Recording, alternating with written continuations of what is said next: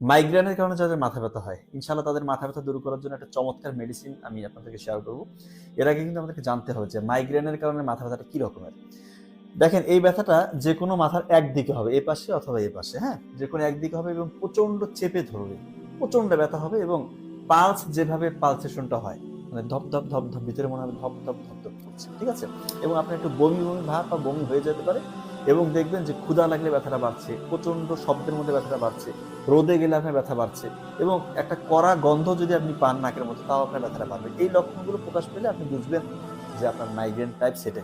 এবং এই ব্যথাটা কিন্তু কখনোই নাকের আশেপাশে, চোখের আশেপাশে বা এই মাথার পিছনে বা পুরো মাথা জুড়ে হবে না, যে কোনো এক পাশে, এটা মাথায় রাখবেন।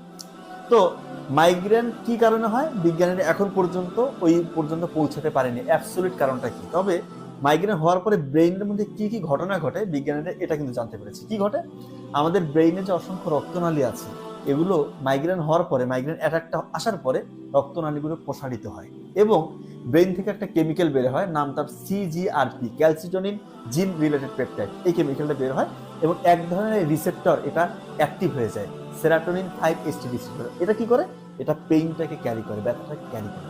তো আমি যে ওষুধটা আপনাদের সাথে শেয়ার করবো, নাম তার জলমিট্রিপটান, বাজারে নমি নামে পাওয়া যায়, 2.5 mg।